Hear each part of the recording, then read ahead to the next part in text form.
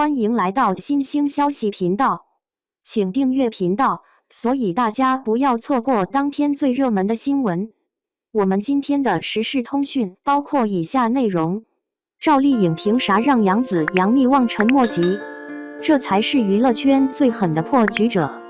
在流量为王的娱乐圈，赵丽颖、杨紫、杨幂三位85花顶流常常被放在天平两端比较。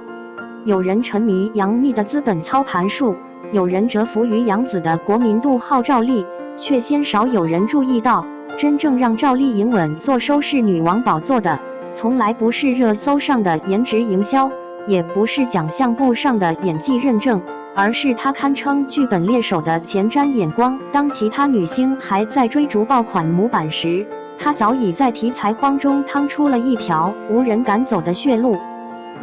从摸着石头过河到别人摸着它过河。2013年《陆贞传奇》横空出世时，国产剧还深陷大男主加傻白甜的窠臼。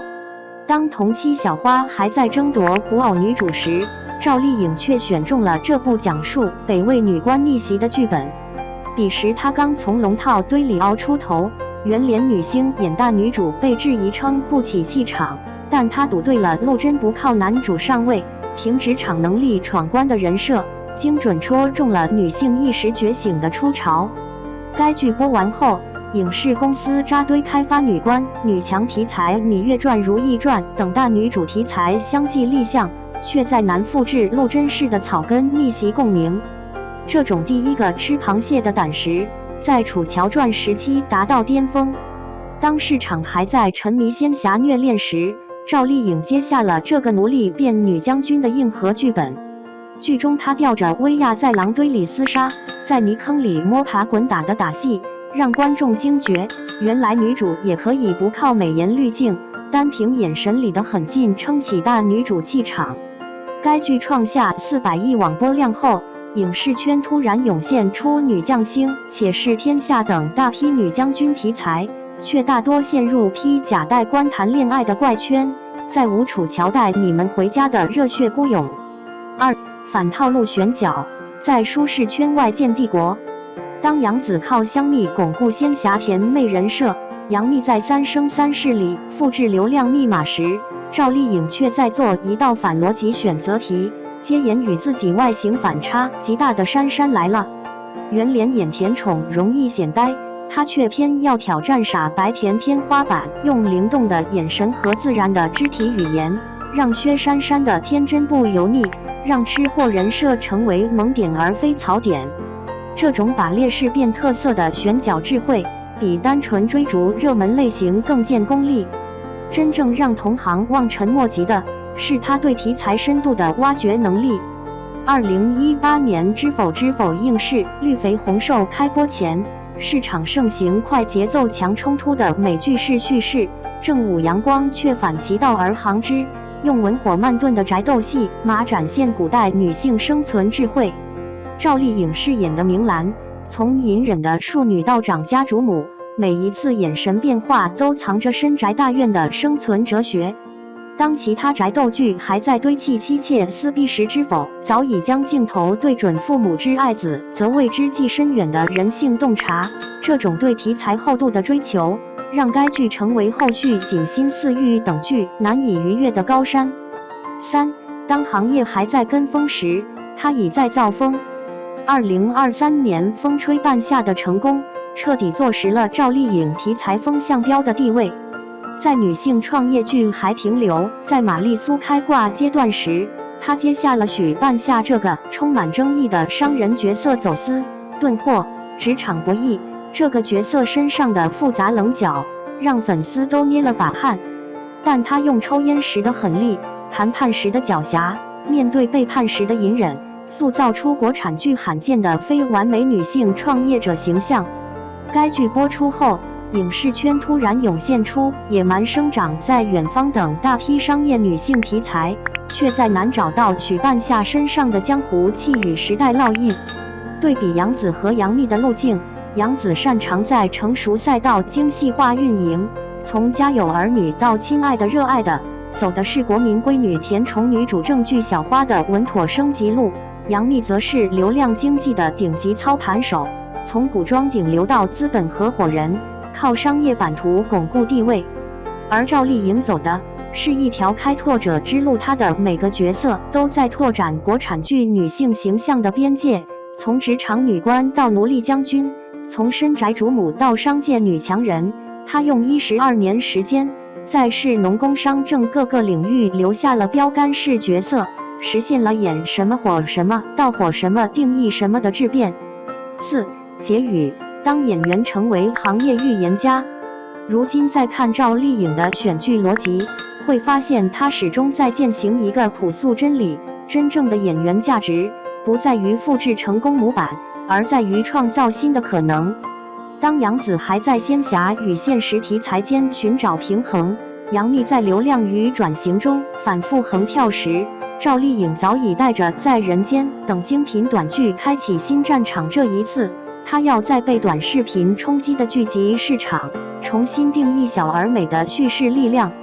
娱乐圈从不缺漂亮的脸蛋和精湛的演技，缺的是像赵丽颖这样敢做第一个吃螃蟹的人。她的前瞻性本质是对时代脉搏的精准把握，陆贞气和女性职场觉醒，楚乔呼应草根逆袭思潮，许半夏暗合民营经济沉浮。这种将个人选择与时代情绪绑定的能力，让她不仅是演员，更成为行业的题材预言家。当杨紫、杨幂还在流量赛道内卷时，赵丽颖早已在题材的无人区插旗。或许这就是为什么同样是85花，有人在复制爆款，有人在创造爆款，而真正的破局者永远在别人看不见的地方埋下下一个时代的种子。2. 赵丽颖被宫崎骏翻牌，这场跨次元联动藏着娱乐圈最野的秘密。当赵丽颖在微博晒出3幅宫崎骏手绘肖像时，我正坐在上海电影节的媒体休息室，啃着冷掉的三明治。同事突然拍我肩膀：“快看，你家颖宝和宫崎骏搞上了！”手机屏幕上，宫崎骏标志性的水彩笔触将赵丽颖画成《幽灵公主》里的狼少女，蓬松的头发里还藏着龙猫的耳朵。这画面让我想起去年在东京电影节，某位顶流明星捧着 AI 生成的宫崎骏风格画像全网炒作，结果被吉卜力工作室光速打假。说实话，一开始我以为又是粉丝 P 图狂欢，毕竟这年头，爱分分钟能把明星塞进《千与千寻》的汤屋里当服务员。但这次不一样，吉卜力工作室官方账号罕见转发，制片人铃木敏夫还特意写了句“请和小桑一起感受生命力”。圈内人都知道，宫崎骏团队对合作对象挑剔到变态，上一次破例还是给牙上的波妞配音的小男孩，因为他哭戏太真实，把老爷子看哭了。赵丽颖这次能拿到吉卜力通行证，和她给《幽灵公主4K 修复版配音脱不了干系。我扒了她的配音片段，发现她刻意压低了声线，尾音带着沙粒般的粗糙感，和《知否》里软糯的盛明兰判若两人。这种自毁形象的表演方式，恰好戳中了宫崎骏对真实生命力的执念。就像他坚持不用 CGI， 非要手绘2000张森林场景一样，老爷子眼里容不下半点虚假。话说回来，这场合作的商业嗅觉简直精准到可怕。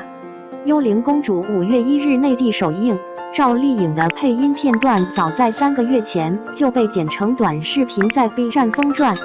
我查了猫眼数据，预售票房里赵丽颖配音相关讨论贡献了37%的热度。更绝的是吉卜力的操作，3幅划分3天发布，每天只露出局部，硬生生把粉丝的好奇心吊到了最高点。这让我想起去年某顶流男星和《鬼灭之刃》的联动，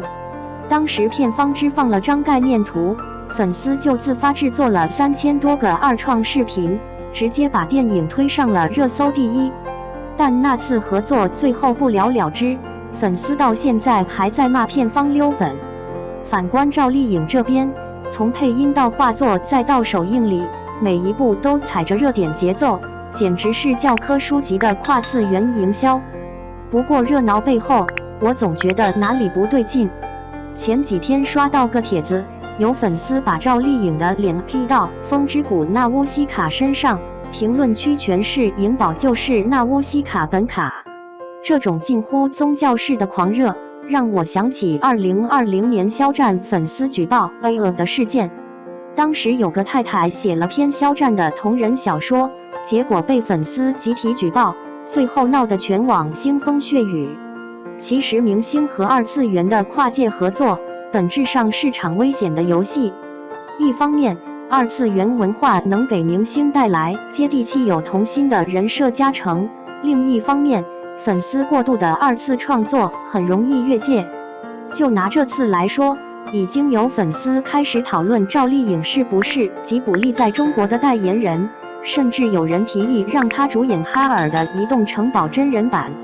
这种不切实际的幻想，很可能反噬到艺人本身。作为5年娱记，我见过太多跨次元合作的翻车现场。前年某顶流女星和美少女战士联名，结果设计稿被扒出抄袭；去年某男团成员 cos 咒术回战5条悟，被原著粉骂到山伯。娱乐圈的二次元营销，大多是资本精心烹制的快餐，吃起来香，消化起来却容易闹肚子。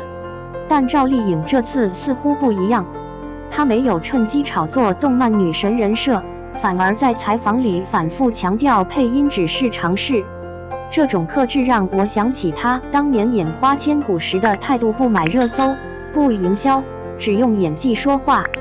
或许在她心里，比起当吉卜力亲闺女，更想成为像宫崎骏那样用作品说话的人。娱乐圈从来不缺破次元的噱头，但真正能让2个世界碰撞出火花的，永远是真诚。宫崎骏画里的赵丽颖，眼里有狼族的野性，也有龙猫的纯真，这种矛盾感恰恰是她最迷人的地方。希望这场合作不是资本的狂欢，而是一次真正的艺术对话。毕竟在这个流量为王的时代，能让吉卜力老爷子动笔的明星，值得被温柔以待。